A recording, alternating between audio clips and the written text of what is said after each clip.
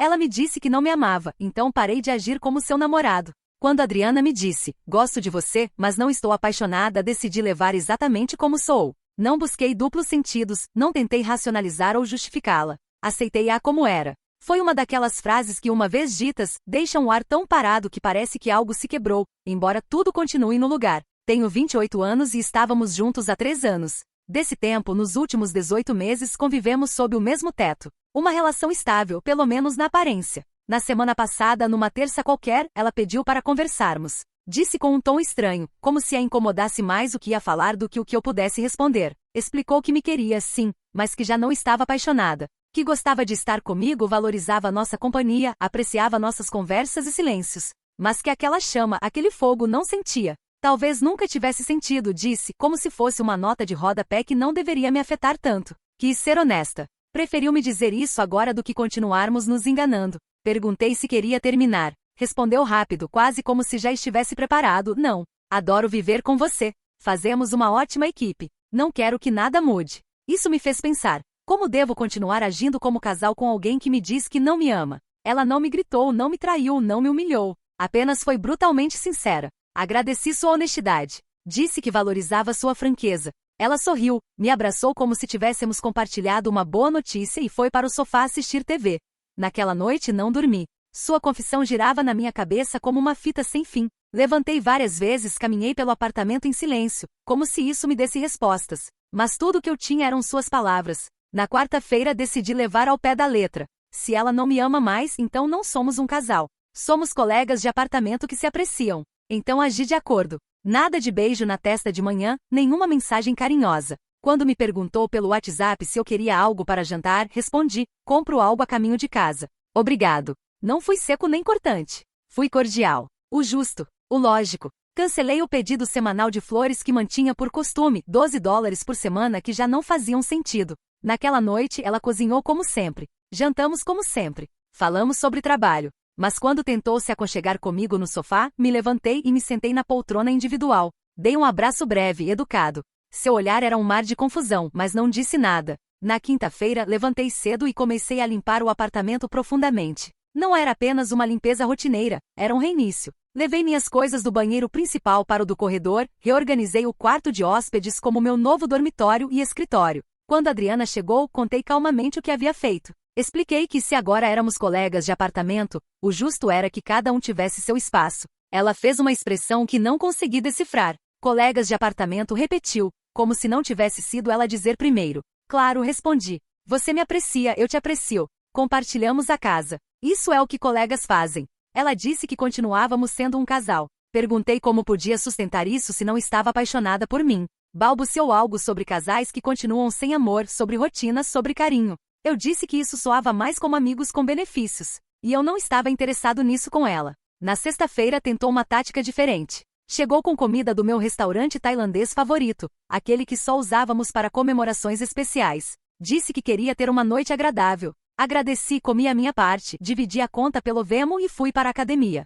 Enquanto corria, começaram a chegar mensagens. Primeiro 1, depois 5, depois 15. Por que você age assim? Precisamos conversar. Por favor, volte e resolva isso. Respondi, resolver o quê? Você disse que não está apaixonada por mim. Estou apenas agindo de acordo. Sem pressões. Sem expectativas. 2 pessoas que se apreciam compartilhando um lar. Quando voltei, ela me esperava na sala. Disse que eu estava sendo imaturo, rancoroso. Respondi com calma, não estou sendo cruel. Apenas estou refletindo sua energia. Você queria um amigo, aqui estou. Cumpro o meu papel, sou respeitoso, boa companhia. Mas ser namorado. Com tudo que isso implica, é para alguém que realmente me ame. Naquela noite, ela dormiu no quarto principal. Eu, no quarto de hóspedes. No sábado, ela preparou o café da manhã, rabanadas, suas favoritas. Só as faz quando quer algo. Serviu 2 pratos, sentou-se comigo e me olhou com aquela mistura de súplica e cansaço. Podemos voltar ao normal, disse quase em um sussurro. Isso é o normal, respondi. Para colegas de apartamento que se apreciam. Ela me acusou de puni-la por ter sido sincera. Eu disse que não estava punindo ninguém, apenas sendo igualmente honesto. Passaram-se apenas 4 dias desde sua confissão. O clima estava carregado. Ela tentava organizar jantares, noites de filme, planos de fim de semana. Eu recusava educadamente ou sugeria convidar outros amigos. Não queria compartilhar intimidade com alguém que me disse que não me ama. Não sou grosso. Na verdade, me esforço para ser o melhor colega possível. O apartamento está limpo, respeito seus espaços, seus tempos, seus silêncios. Mas não sou seu namorado. E ontem, finalmente, algo mudou em seu rosto. Sua irmã a ligou para confirmar se iríamos juntos ao aniversário da mãe no mês seguinte. Eu disse que não contasse comigo. Reuniões assim são para casais, e nós já não éramos. O jeito como ela me olhou parecia que finalmente entendia a magnitude de suas palavras. Foi o primeiro momento em que percebi que ela não esperava que eu levasse a sério. Mas eu levei. E não pretendo recuar. Uma semana. Isso bastou para que tudo desmoronasse em câmera lenta. Adriana começou a mostrar sinais de desespero. No início sutis, um sorriso forçado no café da manhã, uma tentativa de conversa casual sobre filmes, perguntas aleatórias sobre meu dia. Depois vieram os pequenos gestos que ela costumava fazer para se aproximar. Preparou meu café do jeito que gosto. Deixou o chuveiro com água quente para que eu não tivesse que esperar. Mas já não éramos um casal. Já não sentia aquela conexão. Ou melhor, não queria continuar dando atenção a alguém que me disse tão claramente que não sentia o mesmo. Na segunda-feira à noite tentou algo mais direto. Aproximou-se enquanto eu trabalhava no computador e, sem dizer palavra, começou a me beijar. Não foi um beijo casual nem de rotina. Foi daqueles em que você espera que o corpo do outro faça o que você não se atreve a dizer com palavras. Parei-a suavemente. Disse que não me sentia confortável em ter intimidade com alguém que havia dito que não estava apaixonada por mim.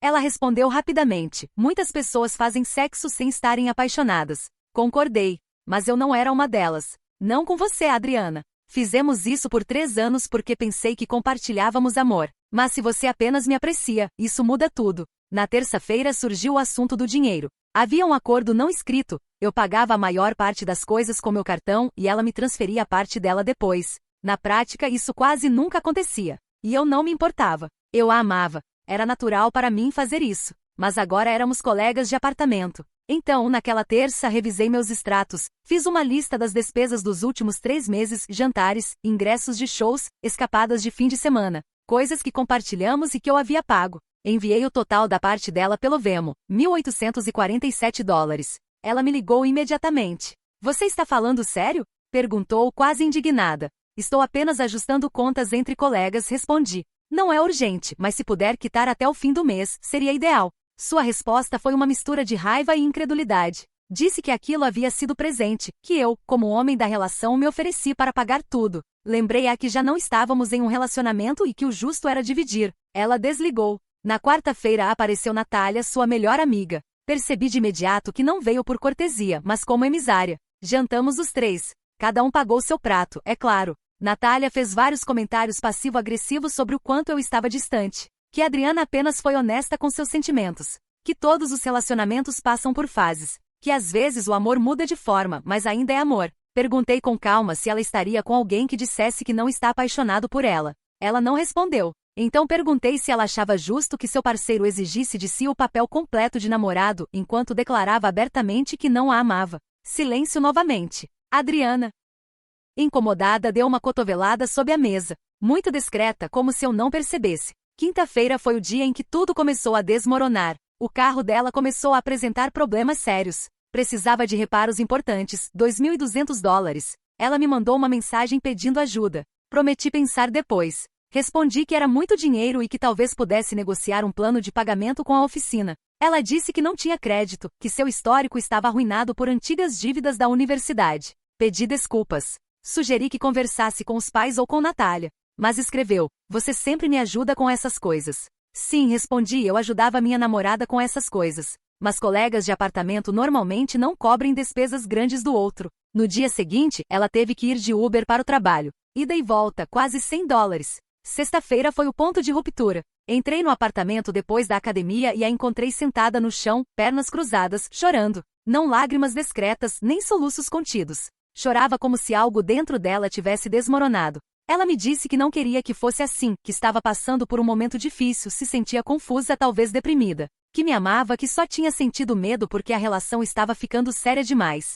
Olhou nos meus olhos e pediu uma chance. Disse que ainda estava apaixonada. Perguntei então, você mentiu antes ou está mentindo agora? Ela ficou calada. Não esperava por essa pergunta. Fiquei defensiva e disse que eu estava manipulando a situação. Peguei meu caderno. Depois da nossa primeira conversa, comecei a registrar tudo o que era importante para a minha saúde mental. Li para ela suas próprias palavras anotadas. Não estou apaixonada por você. Gosto de você como pessoa. Quero que tudo continue igual. Ela tentou negar, mas tinha as mensagens. Inclusive uma que havia enviado para a irmã naquela noite. Finalmente disse a Hector que não estou apaixonada. Sinto-me mais tranquila sendo honesta. Sábado veio o golpe mais baixo. Ligou para os pais, colocou no viva voz e disse que eu a estava punindo emocionalmente por ter sido honesta comigo. O pai dela, homem de poucas palavras, pediu detalhes. Quando explicou que me disse que não me amava e que agora eu me comportava como colega de apartamento, o silêncio do outro lado foi brutal. O pai foi o primeiro a quebrá-lo. Você disse que não o ama e está chateada porque ele não age como se amasse? Até a mãe, que normalmente a defende em tudo, perguntou com calma. Querida, o que você esperava que acontecesse? A ligação terminou em silêncio. No domingo, ela praticamente não saiu do quarto. Aproveitei para limpar o apartamento, cozinhar, ler, fazer o que fazia antes de todos se centrarem em agradá-la. Não sabia o que viria a seguir, mas algo já estava claro. Ela estava jogando um jogo. E eu me recusei a jogar. Na segunda-feira de manhã, Adriana agiu como se nada tivesse acontecido.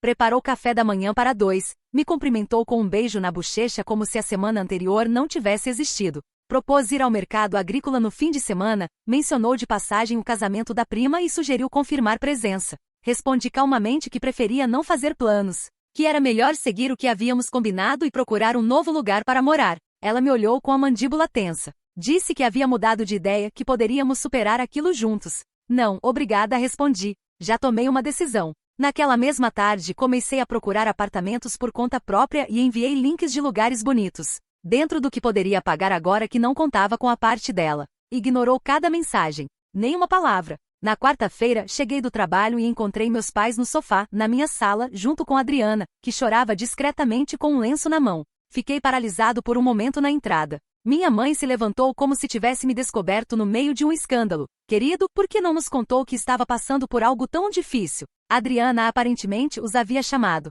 Disse que me via estranho, distante, emocionalmente desconectado, que estava preocupada comigo, que temia pela minha saúde mental, que precisava de ajuda para me tirar daquele estado. Sentei-me e contei tudo, desde a conversa de terça-feira. Falei com calma, sem adornos, sem eufemismos. Adriana me disse que não está apaixonada por mim, que gosta de mim, que me aprecia, mas que não sente amor romântico. Eu aceitei isso. Ajustei meu comportamento para refletir a realidade. Ela não quer que eu haja como namorado, mas também não suporta que eu haja como colega de apartamento. Meu pai, que raramente opina, olhou para ela e disse: Você nos ligou porque meu filho não quer continuar com alguém que não o ama? Minha mãe, tentando entender, perguntou diretamente a Adriana: Se você não o ama, por que continua aqui? E então ela desmoronou. Lágrimas, explicações vagas, frases soltas. Estou confusa, me sinto abandonada, não pensei que você levaria tão literalmente. Minha mãe me olhou. Você está punindo, Hector? Neguei com a cabeça. Fui ao escritório, peguei meu caderno e meu celular. Mostrei tudo a eles. Extratos com flores semanais, restaurantes, viagens, ingressos para shows. Tudo. Depois, meus gastos atuais, divididos igualmente. Não a estou punindo, disse. Só parei de financiar sua vida. Meu pai se levantou, me deu um tapinha no ombro e disse: Bem feito, filho. Adriana enlouqueceu. Gritou que eu havia manipulado a situação, que havia colocado meus pais contra ela, que a estava submetendo a um abuso financeiro. Foi então que minha mãe, que raramente levanta a voz, falou com firmeza que congelou o ar. Querida, você deixou que meu filho pagasse pela sua vida enquanto dizia que não o amava. E agora tem a audácia de chamá-lo de abusivo. Basta. Pouco depois, eles se foram. Meu pai me apertou a mão como quem entrega um reconhecimento. Minha mãe sussurrou na entrada: Nunca gostei de você. O resto da semana foi um desfile de máscaras. Quinta-feira, Adriana tentou bombardeio de amor. Preparou pratos elaborados, colocou música suave, acendeu velas, trouxe minha cerveja favorita. Até usou um vestido que eu mencionei anos atrás, dizendo que ficava linda nele. Agradeci educadamente, paguei metade da compra e continuei minha rotina. Na sexta-feira veio a fúria. Gritou que eu a humilhei diante dos meus pais, que eu era um sociópata por ser tão frio, que a estava destruindo emocionalmente. Gravei tudo por precaução, caso ela inventasse algo. No meu estado, é legal gravar em sua própria casa. Quando terminou de gritar, perguntei calmamente se já tinha encontrado um lugar para se mudar. No sábado veio a negociação. Disse que poderíamos recomeçar, que ela poderia fazer terapia para entender melhor suas emoções, que até poderíamos tentar terapia de casal. Respondi sem rodeios. Não preciso de terapia para saber que mereço alguém que realmente me ame. No domingo foi pura tristeza. Quase não saiu do quarto. Natália foi visitá-la e me lançou olhares como se eu fosse o vilão da história. Ofereci café e aproveitei para perguntar: Como seu namorado reagiria se você lhe dissesse que não está apaixonada por ele? Ela não respondeu. Saiu em silêncio. Na segunda-feira chegou com tudo. Acordei com mensagens de amigos em comum. Adriana havia publicado nas redes sociais que nosso relacionamento havia terminado, mas a versão dela era criativa. Segundo ela, eu havia sido controlador com o dinheiro, que a isolei das amizades e a manipulei para que dependesse emocionalmente de mim. Como prova, ela colocou capturas das minhas solicitações pelo Venmo, tiradas de contexto, claro. Não respondi publicamente. Em vez disso, criei um grupo privado com as pessoas que me escreveram. Contei tudo desde o início. Mostrei as mensagens em que ela admitia que não estava apaixonada. Detalhei com números como eu cobrava 75% de nossas despesas. Compartilhei até algumas gravações. Um a um começaram a entender. O comentário mais direto veio de Mário, um velho amigo. Então te deixou como amiga, mas queria manter os benefícios de namorado? Incrível! Naquela tarde, a publicação dela desapareceu misteriosamente. E assim, sem guerras, sem brigas, seu castelo de areia começou a desmoronar. Na terça-feira, ontem ela começou a arrumar as coisas em silêncio, quase sem me olhar, sem cenas, sem acusações. Apenas o som das caixas e do papel bolha envolvendo o que restava da estadia dela aqui. Mais tarde, soube por Natália que os pais dela estavam furiosos. Depois de descobrirem tudo, ofereceram-se para pagar o depósito de um novo lugar para que ela saísse o quanto antes. A mesma família que antes a mimava em tudo, agora só queria tirá-la daquele cenário. Hoje, desde cedo, ela tem descido caixas para o carro. Eu a vi atravessar o corredor várias vezes, mais magra, com olheiras. Quase um fantasma da mulher com quem eu acreditei estar construindo uma vida. Não havíamos trocado uma palavra desde segunda-feira. Até que há pouco, ela bateu a porta do meu novo quarto. Podemos conversar, uma última vez? Assenti. Não me levantei. Ela ficou no batente da porta. Admitiu que tudo havia sido um teste. Que tinha lido um artigo sobre honestidade radical e quis experimentá-la. Que pensou que se dissesse que não me amava eu reagiria, me esforçaria mais, ficaria mais romântico. Que lutaria por ela. Que a faria se sentir desejada novamente. Mas o que eu fiz foi levá-la a sério. Tratar suas palavras pelo que realmente eram. Não pensei que você deixaria de me amar, disse com a voz trêmula. Olhei para ela com calma. Doía? Claro que sim. Mas havia uma estranha sensação de paz por trás disso tudo. Não deixei de te amar, Adriana. Apenas deixei de demonstrar a alguém que me pediu que não o fizesse. Ela ficou em silêncio. Engoliu em seco. Quis dizer algo, mas já não fazia sentido. Então perguntou se havia alguma chance de recomeçar. Respondi que não. Que mereço alguém que não precise me testar para sentir que se importa. Que o amor não é uma competição em que um se desgasta para que o outro o valorize. Ela assentiu, disse que entendia e foi embora. Há apenas alguns minutos, carregou a última caixa no carro. Fechou a porta da frente sem olhar para trás. E agora estou aqui, escrevendo isso, olhando para este apartamento que agora parece mais meu do que nunca. Não há tristeza. Apenas uma enorme calma. Como quando finalmente você desliga um alarme que tocava há muito tempo, mas não sabia como silenciá-lo. Pensei que sentiria a falta dela. E talvez em algum momento sinta dor, mas por enquanto o que sinto é alívio. Essas semanas me mostraram que, sem perceber, eu estava hipotecando minha dignidade para sustentar algo que ela já não cuidava. Era eu quem fazia malabarismos para manter viva uma relação enquanto ela apenas esperava receber. Eu quem pensava nos presentes, nos passeios, nos detalhes, no futuro. Enquanto ela brincava de esconder seus sentimentos, de me colocar em armadilhas emocionais. E o pior é que se eu não tivesse falado naquela terça-feira, talvez ainda estivesse investindo tempo,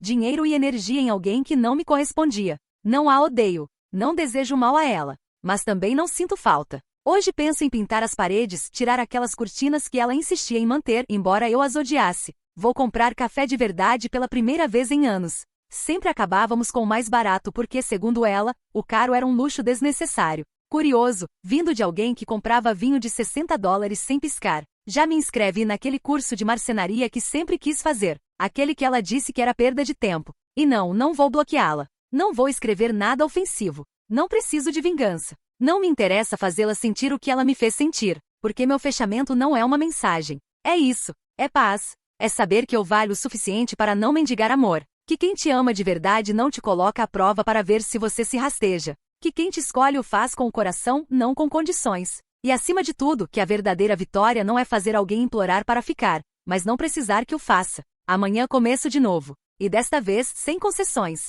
Parte 2. O que aconteceu depois, vocês não vão acreditar. 3 meses. Esse foi o tempo que demorou para eu perceber que tomar aquela decisão foi a melhor coisa que já fiz na minha vida. Mas calma, porque a história não terminou quando a Adriana fechou aquela porta. Na verdade, foi aí que as coisas ficaram realmente interessantes. A primeira semana foi estranha. Não vou mentir, houve momentos em que me questionei se não havia sido muito duro. O apartamento estava silencioso demais. Não havia mais o som da televisão dela como fundo, nem o barulho da secadora que sempre ligava às 11 da noite. Mas também não havia mais drama. Não havia mais alguém me testando, me colocando em situações impossíveis para ver como eu reagiria. E pela primeira vez em muito tempo, eu conseguia pensar com clareza. Na segunda semana, comecei a receber mensagens. Não dela diretamente, mas de amigos em comum. Adriana está preocupada com você, ela disse que você não está respondendo suas mensagens, talvez vocês deviam conversar. O engraçado é que ela não tinha me mandado nenhuma mensagem. Nenhum. Mas de alguma forma. Todo mundo achava que ela estava tentando entrar em contato comigo e eu estava sendo cruel ao ignorá-la. Foi Mário quem me abriu os olhos. Durante um almoço, ele me perguntou diretamente: Cara, que mensagens da Adriana você está ignorando? Mostrei meu celular. Nada. 0 mensagens dela. Então ela está mentindo para todo mundo, disse ele, e a expressão no rosto dele mudou completamente. Ela está criando uma narrativa onde você é o vilão que está ignorando as tentativas dela de se reconciliar. Aí começou a primeira tentativa de manipulação pós-separação. Na terceira semana, ela apareceu no meu trabalho. Não no escritório, porque segurança não deixaria, mas no estacionamento às 6 da tarde, quando todo mundo estava saindo. Estava chorando, ou pelo menos tentando chorar, quando me viu. Hector, por favor, só me dá 5 minutos, disse. Preciso te explicar uma coisa importante. Eu parei. Não por ela, mas porque havia pessoas do trabalho por perto e não queria criar uma cena. 2 minutos, respondi, olhando o relógio. Ela começou com o discurso de sempre. Que havia sido um erro, que estava confusa, que agora entendia o que havia perdido. Mas então disse algo que me deixou gelado. Estou grávida. Por um segundo, meu mundo parou. 3 anos juntos, sempre com cuidado, sempre responsáveis, mas acidentes acontecem, né? Minha primeira reação foi perguntar de quanto tempo. 6 semanas, respondeu, e ali o mundo voltou a girar. Porque eu lembrava perfeitamente da última vez que tivemos intimidade. Tinha sido quase 2 meses antes da nossa conversa sobre não estar apaixonada. As contas não batiam. Adriana disse com a voz mais calma que consegui, faz mais de 3 meses que não transamos. Como pode ser de 6 semanas? Ela gaguejou. Disse que havia contado errado. Que talvez fosse de mais tempo. Que os médicos às vezes se confundem com as datas. Nesse momento percebi que estava lidando com alguém disposta a qualquer coisa para me trazer de volta. Até mesmo inventar uma gravidez. Mostra o exame, pedi. Está em casa. Então traz amanhã aqui no mesmo horário. Ela nunca apareceu. O 4º mês foi quando as coisas escalaram. Comecei a receber ligações estranhas no trabalho. Alguém se passando por uma ex-namorada minha dizendo que eu a havia ameaçado. Ligações para meus pais com histórias sobre meu comportamento errático. Até uma ligação para meu chefe, onde alguém, que obviamente era ela disfarçando a voz, dizia que eu estava usando drogas. Meu chefe me chamou para conversar. Expliquei a situação brevemente, mostrei as evidências que tinha guardado, incluindo as gravações das nossas últimas conversas. Ele balançou a cabeça e disse: Hector, você precisa tomar medidas legais. Isso é assédio. Foi quando procurei um advogado. Dr. Ramírez ouviu tudo com paciência. Revisou minhas evidências, mensagens, gravações, e-mails, até mesmo depoimentos de amigos. Você fez tudo certo, disse. Documentou tudo, se protegeu, manteve a calma. Agora vamos fazer ela parar oficialmente. Uma carta de cessão e desistência foi enviada para o endereço dela. Basicamente, um aviso legal de que qualquer contato adicional seria considerado assédio, e que eu tinha evidências de todas as tentativas de difamação. O silêncio foi imediato e surreal. Mas o mais interessante foi o que aconteceu depois. Sem o drama constante, sem alguém sugando minha energia emocional e financeira, comecei a descobrir quem eu realmente era. Lembram do curso de carpintaria que ela disse que era perda de tempo? Me inscrevi. E descobri que tenho um talento natural para trabalhar com madeira. Em 2 meses, já estava fazendo móveis sob encomenda nos fins de semana. Não apenas como hobby, mas ganhando dinheiro com isso. O café caro que era desnecessário. Descobri um pequeno café artesanal a 3 quadras de casa. O dono, Miguel, se tornou um amigo. Nossas conversas matinais sobre café, política e vida em geral se tornaram o highlight do meu dia. Aquelas cortinas que eu odiava foram para o lixo. Pintei as paredes de um cinza escuro que sempre quis tentar. Comprei plantas, muitas plantas. O apartamento ficou irreconhecível, e pela primeira vez em anos, parecia realmente meu. Foi Miguel quem me incentivou a sair mais. Cara, você está florescendo aqui sozinho, mas não pode virar eremita, disse uma manhã, enquanto preparava meu cappuccino. Tem uma exposição de arte no centro da cidade no sábado. Vai lá, vê gente diferente e expande os horizontes.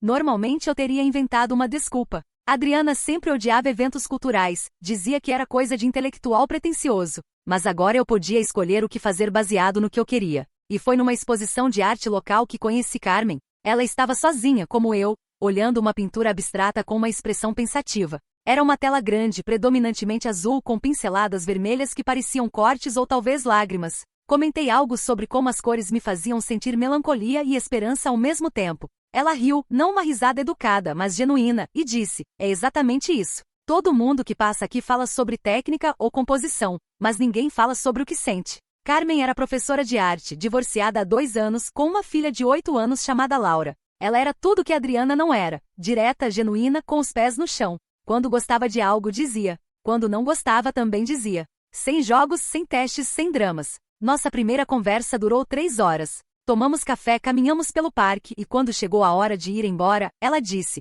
gostei muito de conversar com você. Posso te dar meu número? Simples assim. Sem mistério, sem me fazer adivinhar se ela estava interessada. Começamos a nos ver regularmente. Cafés, caminhadas, jantares simples. E em cada encontro, eu percebia mais claramente como meu relacionamento anterior tinha sido tóxico. Carmen valorizava meu tempo, dividia as contas sem drama, mostrava interesse genuíno nas minhas coisas. Quando contei para ela sobre a carpintaria, seus olhos brilharam. Que incrível! Você pode me ensinar algumas coisas básicas? Quero fazer uma estante para os livros da Laura, mas não faço ideia por onde começar. Era exatamente o oposto de perda de tempo. No terceiro encontro, ela me convidou para jantar na casa dela. Nada fancy, disse, mas cozinho bem e quero que você conheça meu espaço. A casa era pequena, mas aconchegante. Cheia de plantas, quadros feitos por ela mesma e desenhos da filha pregados na geladeira. Durante o jantar, Carmen me contou sobre seu divórcio. Como o ex-marido havia sido emocionalmente distante, como ela havia passado anos se sentindo invisível. Como finalmente teve coragem de terminar quando percebeu que estava ensinando a filha que era normal ser negligenciada em um relacionamento. Foi a decisão mais difícil e melhor que já tomei, disse, servindo mais vinho. Laura perguntou por que papai não morava mais com a gente, e eu disse que às vezes as pessoas crescem em direções diferentes, mas que ela sempre seria amada completamente por nós dois. Percebi que estava com alguém que entendia o valor de escolhas difíceis, alguém que não tinha medo de priorizar o próprio bem-estar. 4 meses depois da saída de Adriana, Carmen e eu nos tornamos oficialmente um casal. E foi quando Adriana decidiu que o período de silêncio havia terminado, não diretamente para mim, mas através das redes sociais. Começou a curtir minhas fotos antigas, fotos de anos atrás que ela obviamente teve que procurar. Visualizava meus stories imediatamente, sempre a primeira da lista. Depois descobri que tinha criado perfis falsos para me stalkar e a Carmen também. Carmen me contou numa terça-feira de manhã, tomando café na minha cozinha antes do trabalho. Recebi umas mensagens estranhas no Instagram ontem à noite, disse, mostrando o celular. Alguém que claramente sabe coisas sobre você. As mensagens eram de uma conta chamada @Ana_Sofia_MC sem foto de perfil. Coisas como: você sabe que ele trai todas as namoradas, né? E cuidado, ele é controlador com dinheiro. Pergunte como ele tratou a ex. Mas Carmen, sendo quem era, simplesmente me mostrou as mensagens e perguntou: ex-namorada problemática? Quando confirmei, ela deu de ombros. Já imaginava. Mulher não faz isso a menos que esteja com o ego ferido. Quer que eu bloqueie ou você quer lidar com isso? Eu lido, respondi. Dessa vez, não procurei advogado. Só liguei para Adriana diretamente. Pare. Agora, disse quando ela atendeu. Hector, nossa, que saudade da sua voz. Como você está? A voz dela estava doce demais, performática. Adriana, pare de mandar mensagens para Carmen. Pare de criar perfis falsos. Pare de tentar sabotar minha vida. Acabou. Nós acabamos. Segue em frente. Houve um silêncio longo. Depois, quem é Carmen? E ali entendi. Ela não estava tentando me reconquistar por amor. Estava tentando me reconquistar por ego. Por não aceitar que eu tinha seguido em frente. Que não apenas sobrevivi sem ela, mas prosperei. Alguém que me trata como eu mereço ser tratado, respondi. Alguém que não precisa me testar para se sentir amada. Ah, então agora você é o cara perfeito? O santo que nunca fez nada errado? A máscara estava caindo. Você sabe muito bem que eu te amava. Só estava passando por um momento difícil, e você me abandonou na primeira oportunidade. Adriana, você me disse na minha cara que não estava apaixonada por mim, que queria continuar vivendo como se fosse minha namorada, mas sem me amar. Eu simplesmente aceitei o que você disse. Era só uma fase. Todo relacionamento tem fases. Você podia ter lutado por mim. Lutar por alguém que me disse explicitamente que não me amava? Adriana, você está ouvindo o que está dizendo? Ela começou a chorar. Não aquele choro performático do estacionamento, mas algo que soava genuíno. Eu cometi um erro, Hector. Um erro terrível. Mas você nem me deu uma chance de consertar. Você teve 3 anos para me amar de verdade. E quando finalmente foi honesta sobre não sentir isso, eu respeitei sua honestidade. Não vou mais ter essa conversa. Por favor, só me encontra uma vez. Uma vez. para conversarmos pessoalmente. Eu explico tudo. Não. Então é isso? 3 anos jogados fora por causa de uma conversa mal entendida? Adriana, você disse que estava mentindo quando disse que me amava ou está mentindo agora quando diz que me ama? Porque uma das duas coisas é mentira. Silêncio total. É isso que pensei, disse. Para de stalkar Carmen e segue sua vida. Eu já segui a minha. Desliguei. Bloqueei o número. Bloqueei todas as redes sociais dela e reportei o perfil falso. Mas Adriana não era o tipo de pessoa que desistia facilmente. 2 semanas depois, Carmen estava no supermercado quando alguém se aproximou dela no corredor de produtos de limpeza. Uma mulher loira, bem vestida, com um sorriso que não chegava aos olhos. Você é a Carmen, né? Namorada do Hector? Carmen, sempre esperta, imediatamente ficou em alerta. Quem quer saber? Sou Adriana, a ex-namorada dele. Olha, eu só queria te avisar sobre algumas coisas que ele faz nos relacionamentos. Carmen me contou isso à noite, rindo. Ela realmente achou que eu ia entrar numa de ex falando mal do cara atual. Como se eu tivesse 15 anos. O que você disse para ela? Disse que se ela tinha alguma preocupação sobre você, devia falar com você diretamente. E que eu não discuto o meu relacionamento com estranhas no supermercado. E aí? Aí ela ficou meio sem reação. Disse que você havia feito uma lavagem cerebral em mim, e que eu ia descobrir quem você realmente era logo logo. Respondi que já sabia muito bem quem você era, obrigada, e me afastei. Ela te seguiu?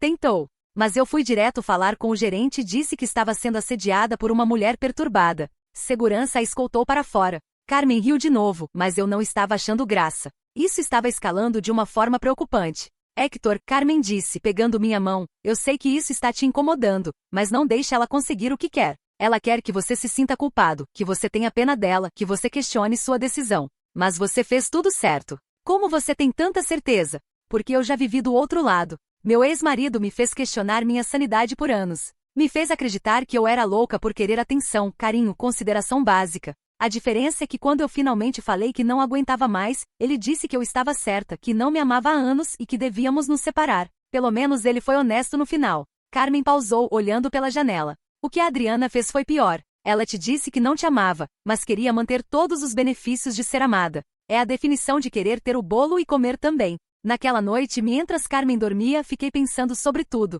Sobre como havia chegado até ali, sobre as escolhas que tinha feito, sobre o que ainda poderia vir. E então lembrei de algo que minha avó costumava dizer. Mijo, quando alguém te mostra quem realmente é, acredita na primeira vez. Não na segunda, não na terceira. Na primeira. Adriana tinha me mostrado quem era naquele martes, quando disse que não me amava, mas queria que eu continuasse bancando sua vida emocional e financeira. Todo o resto, os jogos, a manipulação, o assédio, era apenas confirmação. No dia seguinte procurei Dr. Ramírez novamente. Desta vez, para documentar o encontro no supermercado e discutir uma ordem de restrição. Ela está escalando, disse ele, revisando minhas notas. Perfis falsos, mensagens para sua namorada, confronto pessoal. O padrão é claro. Vamos nos antecipar antes que fique pior. E foi uma boa decisão, porque 2 semanas depois, Adriana apareceu na escola onde Carmen trabalha. Carmen me ligou na hora do almoço, e pela primeira vez desde que nos conhecemos, ouvi tensão real na voz dela. Hector, preciso te contar uma coisa. Adriana apareceu na minha escola hoje. Senti o estômago afundar. Como assim apareceu? Ela se passou por mãe de um aluno em potencial. Pediu uma reunião comigo para conhecer melhor o programa de arte. A secretária marcou porque ela foi muito convincente. E aí? Quando ela entrou na minha sala, demorei uns segundos para reconhecer. Estava diferente. Cabelo mais escuro, óculos, roupas mais conservadoras. Mas quando ela falou, eu soube na hora. Carmen fez uma pausa. Podia ouvir vozes de crianças ao fundo, o som normal de uma escola durante o recreio.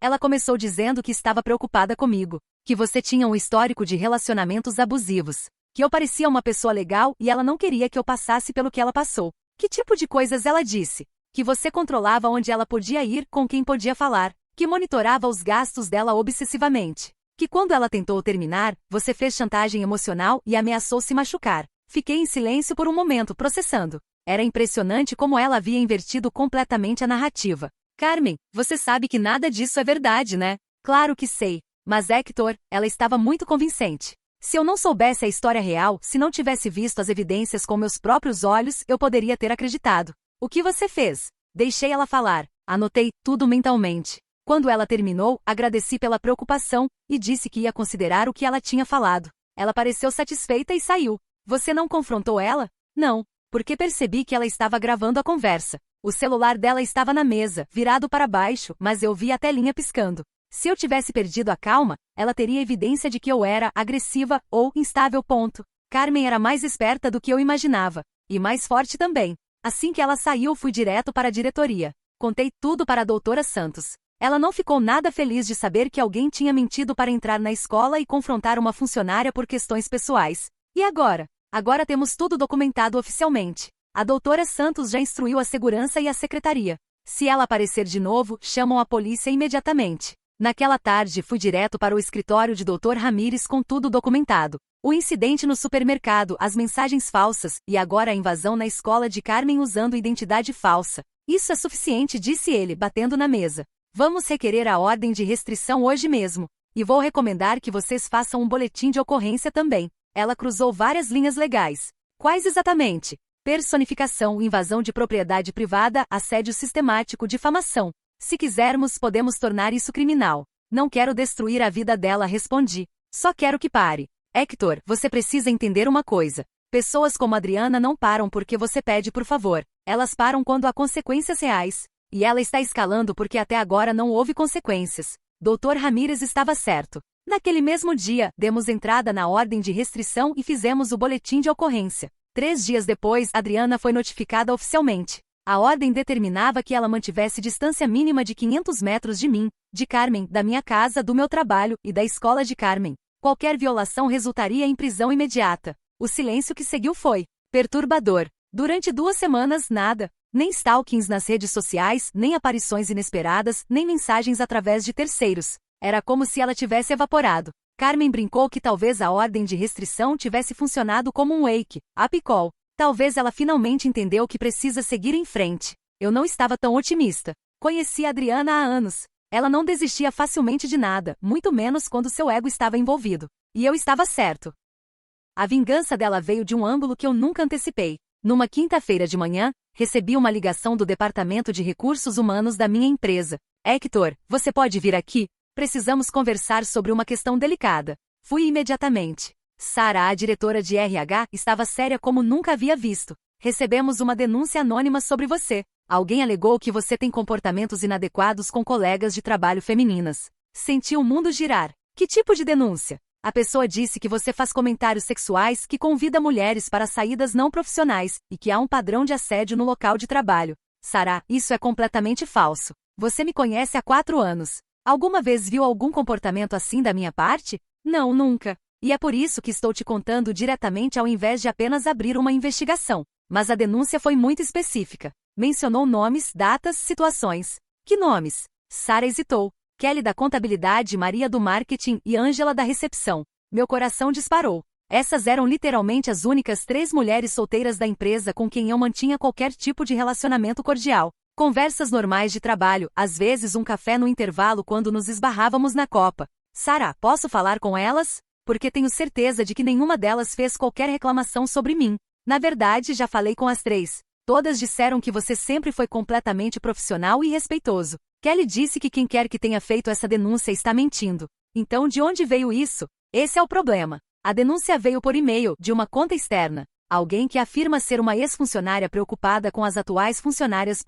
Adriana. Tinha que ser ela. Sara, posso te mostrar uma coisa? Mostrei a ela cópias da ordem de restrição. Expliquei brevemente a situação com minha ex-namorada. E como ela havia escalado o assédio até chegar a mentir para entrar na escola da minha atual namorada. Sara ouviu tudo com atenção crescente. Hector, você acha que foi ela? Tenho certeza. Ela conhece onde eu trabalho, conhece minha rotina, e já demonstrou que está disposta a usar mentiras para tentar prejudicar minha vida. Vou encaminhar isso para o jurídico. Se for realmente sua ex-namorada, isso é uma violação clara da ordem de restrição, além de ser difamação criminal. Naquela noite contei tudo para Carmen. Ela ficou furiosa de uma forma que eu nunca havia visto. Isso já passou de todos os limites, disse, caminhando de um lado para o outro da sala. Ela está tentando destruir seu trabalho agora.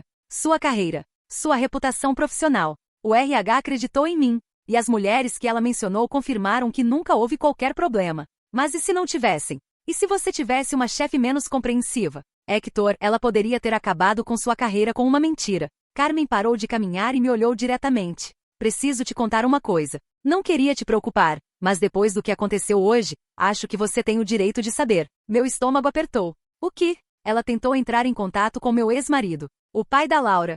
Como você sabe? Porque ele me ligou ontem à noite, confuso. Disse que uma mulher havia ligado para ele, se passando por uma amiga minha, que estava preocupada, porque eu estava em um relacionamento abusivo e não conseguia ver isso. O que ele disse para ela? Que não sabia de que relacionamento ela estava falando, mas que eu parecia mais feliz nos últimos meses do que havia estado em anos. E que se eu estivesse em perigo, ele seria o primeiro a intervir por causa da Laura. Carmen se sentou ao meu lado. Mas Hector, ela também perguntou sobre nossa rotina. Quando eu pego a Laura, onde levamos ela, que horários costumamos estar em casa? David achou estranho e desligou. Agora ela estava investigando não só a mim e a Carmen, mas também a filha de Carmen, uma criança de 8 anos. Carmen, isso não é mais apenas sobre mim e você. Ela está envolvendo a Laura nisso. Eu sei. E é por isso que tomei uma decisão. Carmen foi até a mesa e pegou alguns papéis. Conversei com David. Vamos pedir uma ordem de restrição adicional protegendo a Laura também. E se Adriana continuar, vamos processar por perseguição criminal.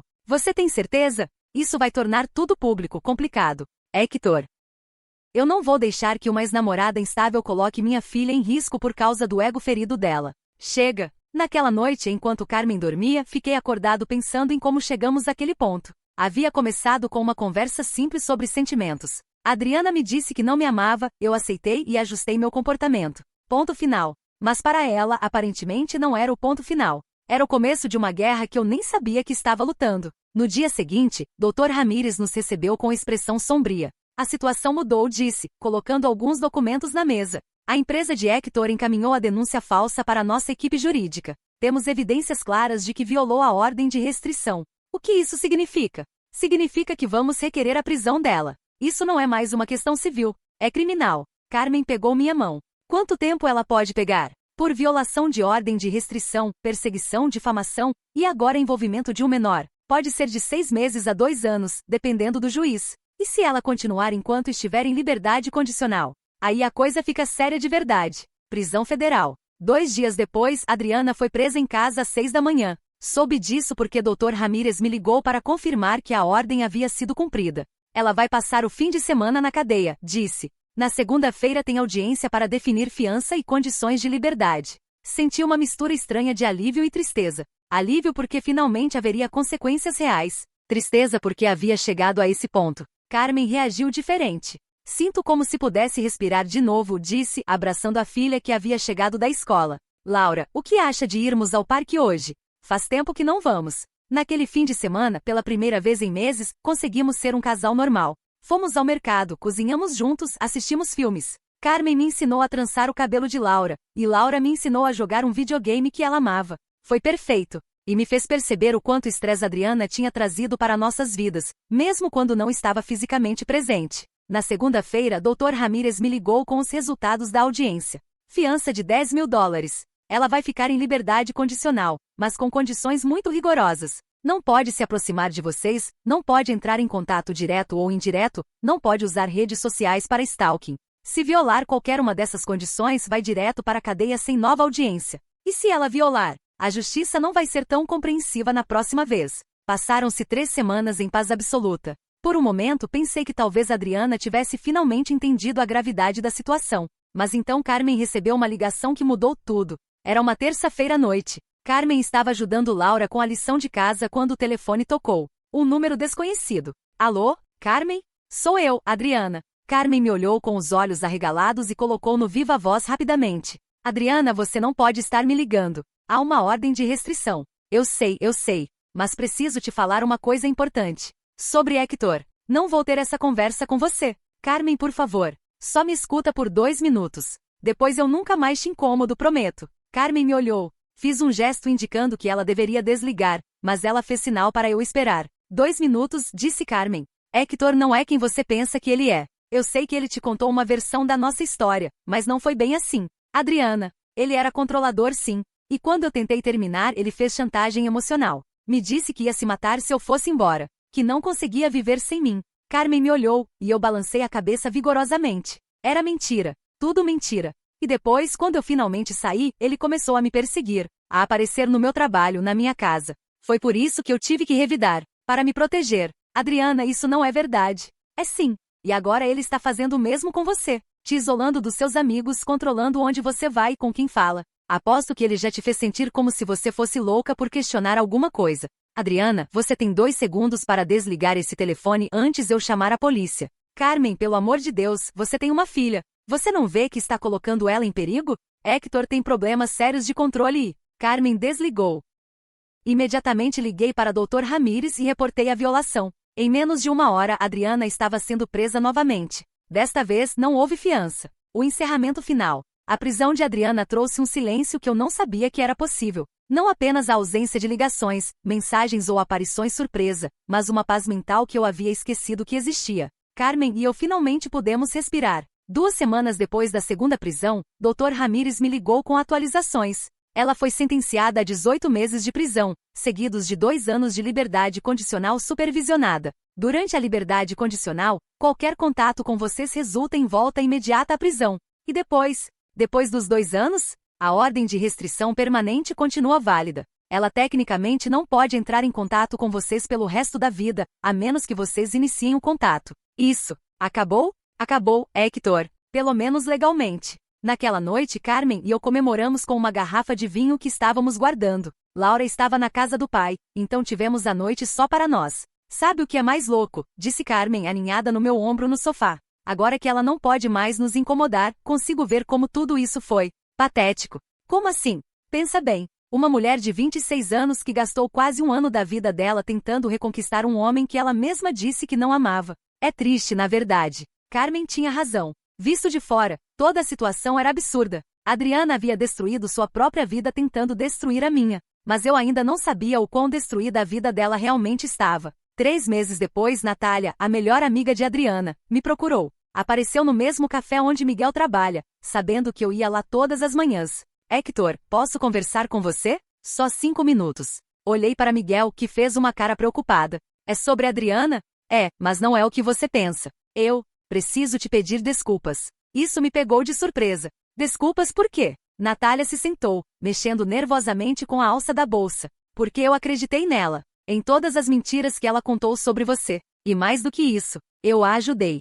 Como assim? Quando ela me contou que você estava sendo abusivo, que estava controlando ela financeiramente, que havia ameaçado se machucar, eu acreditei. E quando ela pediu ajuda para se proteger de você, eu achei que estava fazendo a coisa certa. Natália pausou, claramente lutando com o que estava prestes a dizer. Eu a ajudei a criar os perfis falsos. Eu que sugeri que ela procurasse Carmen no trabalho. Até mesmo a ideia de ligar para seu chefe. Foi minha. Senti uma raiva crescendo, mas mantive a voz calma. Por que está me contando isso agora? Porque descobri a verdade. Na prisão, Adriana finalmente admitiu tudo. Disse que havia inventado a história sobre você não a amar. Que foi tudo um teste para ver se você lutaria por ela. E quando não funcionou, ela entrou em pânico. Natália começou a chorar. Hector, ela me fez ser cúmplice de assédio. Por causa das mentiras dela, eu quase ajudei a destruir a vida de um homem inocente. E agora? Agora ela está presa, eu estou sendo investigada como cúmplice. E perdi meu emprego porque tudo isso veio à tona. Minha própria família não quer falar comigo.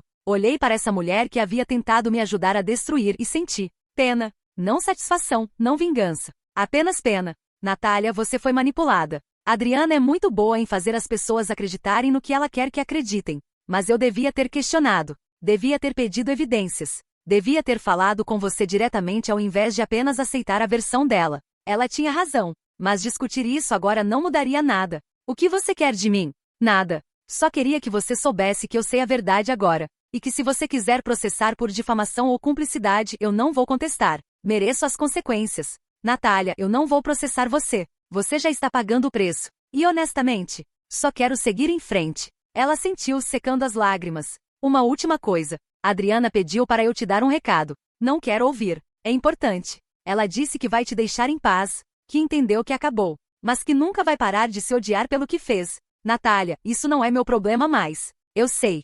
Só achei que você devia saber que ela finalmente entendeu a gravidade do que fez, e que está genuinamente arrependida. Depois que Natália foi embora. Fiquei no café por mais 1 hora processando tudo. Miguel se aproximou. Pesado? É, mas também libertador. Como assim? Agora eu sei que não foi só ela. Tinha toda uma rede de pessoas que acreditaram nas mentiras dela e me ajudaram a sabotar. Fazeu-me sentir menos louco por ter demorado tanto tempo para perceber o padrão. Miguel assentiu. E agora? Agora eu esqueço tudo isso e foco no que importa. E foi exatamente isso que fiz. 6 meses depois da prisão de Adriana, Carmen e eu nos mudamos para uma casa maior. Não porque precisávamos fugir de memórias ruins, mas porque queríamos começar um novo capítulo. Carmen havia sido promovida a coordenadora do departamento de arte da escola. Meu negócio de carpintaria tinha crescido tanto que eu estava considerando deixar meu emprego corporativo para me dedicar integralmente a ele. E Laura havia se tornado minha filha do coração. Foi ela quem me deu a ideia, na verdade. Estávamos montando uma casa na árvore no quintal da nova casa quando ela perguntou: Hector, você vai ser meu padrasto oficial algum dia? Você gostaria disso? Sim, porque aí você seria meu pai de verdade, não só o namorado da mamãe. Carmen e eu tínhamos falado sobre casamento várias vezes, mas sempre de forma abstrata. Aquele dia, a pergunta inocente de Laura me fez perceber que não havia nada abstrato nos meus sentimentos. Eu queria ser o pai de Laura. Queria ser o marido de Carmen. Queria acordar todos os dias sabendo que tinha uma família que me escolhia tanto quanto eu escolhia ela. 3 semanas depois, pedi Carmen em casamento. Não foi nada elaborado. Estávamos cozinhando juntos um domingo à tarde, Laura estava assistindo desenhos na sala, e eu simplesmente não consegui esperar mais. Carmen disse, parando de picar cebolas: casa comigo. Ela riu. Essa foi a pior proposta de casamento da história.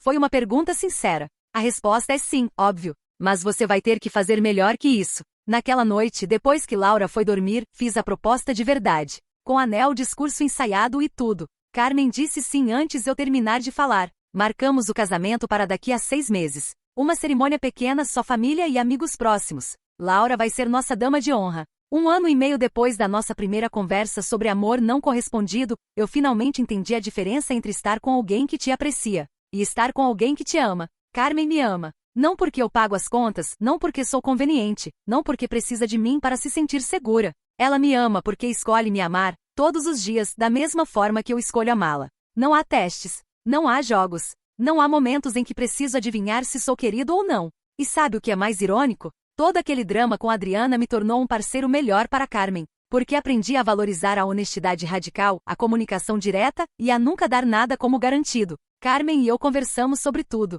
Quando algo a incomoda, ela me diz. Quando estou me sentindo inseguro sobre alguma coisa, eu falo. Não guardamos ressentimentos, não fazemos joguinhos mentais, não testamos o amor um do outro. E isso funciona. Funciona de uma forma que eu nem sabia que era possível. 2 semanas antes do casamento, recebemos uma carta. Era de Adriana. Não abri. Levei direto para Dr. Ramírez. Tecnicamente, ela não pode entrar em contato com vocês de forma alguma, disse ele. Mas como ela ainda está presa, isso provavelmente passou pela censura da prisão. Pode não ser nada ameaçador. Você pode abrir e me dizer o que diz? Ele leu em silêncio, com uma expressão neutra. Depois me olhou. É um pedido de desculpas. E um aviso. Que tipo de aviso? Ela diz que há pessoas que ainda acreditam na versão dela da história. Que algumas delas podem tentar causar problemas para vocês no futuro. E que se isso acontecer, vocês devem saber que não foi ideia dela. Você acha que é verdade? Honestamente, acho que é mais manipulação. Uma última tentativa de se manter relevante na vida de vocês, mesmo que seja através de medo. O que fazemos? Nada. Vocês têm uma vida boa agora. Não deixem que fantasmas do passado estraguem isso. E foi exatamente isso que fizemos. Nada. O casamento foi perfeito. Carmen estava radiante, Laura chorou de felicidade. E riu porque chorou. E meus pais finalmente tiveram a nora que sempre quiseram. Durante os votos, Carmen disse algo que me marcou. Hector, você me ensinou que amor não é sobre se esforçar para ser amado. É sobre escolher amar livremente, todos os dias e ser escolhido de volta. Hoje, 2 anos depois do casamento, estou escrevendo esta atualização final do escritório da minha nova casa. Meu negócio de carpintaria cresceu tanto que agora tenho 3 funcionários. Carmen foi promovida a vice-diretora da escola. Laura, agora com 11 anos, está aprendendo marcenaria comigo nos fins de semana, e é melhor que alguns dos meus funcionários. Há 3 meses, Carmen descobriu que está grávida. Vai ser um menino. Laura escolheu o nome, Daniel. E Adriana? Soube por terceiros que foi solta há 6 meses, cumpriu sua liberdade condicional sem incidentes, e se mudou para outro estado. Pelo que sei, está fazendo terapia e tentando reconstruir sua vida. Não sinto raiva por ela. Não sinto pena. Não sinto nada. Ela se tornou uma pessoa que conheci uma vez, há muito tempo, que me ensinou lições importantes sobre amor próprio e limites saudáveis. Se ela está bem, fico feliz por ela. Se não está, não é mais minha responsabilidade. Porque aprendi a lição mais importante de todas. Você não pode salvar alguém que não quer ser salvo. E você não pode amar alguém até elas te amarem de volta. Mas quando você encontra alguém que te ama de verdade, alguém que te escolhe livremente e que valoriza sua presença, que não precisa de dramas para se sentir especial, Você percebe que vale a pena ter esperado. Vale a pena ter dito não para quem te oferecia migalhas. Vale a pena ter mantido seus padrões, mesmo quando todo mundo dizia que você estava sendo muito exigente. Porque no final você merece alguém que te ame sem condições, sem testes, sem jogos. Você merece alguém que diga, eu te amo, e demonstre isso todos os dias, não porque tem que demonstrar, mas porque quer demonstrar. E quando você encontra essa pessoa, entende que todas as vezes que você se recusou a aceitar menos do que merecia foram investimentos no seu futuro feliz. Hoje, quando olho para Carmen brincando com Laura no jardim, com a mão no ventre já arredondado, eu sei que tomei as decisões certas. Disse não para quem me oferecia amor condicional. Disse sim para quem me oferecia amor verdadeiro. E a diferença é tudo. Para quem chegou até o fim desta história, deixo uma última reflexão. Nunca é cruel demais se valorizar. Nunca é exigente demais querer reciprocidade. E nunca é tarde demais para escolher a felicidade por cima da conveniência. Porque você merece alguém que te ame não apesar de quem você é, mas exatamente por causa de quem você é. E quando encontrar essa pessoa, você vai entender que toda a espera valeu a pena. O amor verdadeiro existe. E você merece nada menos que isso.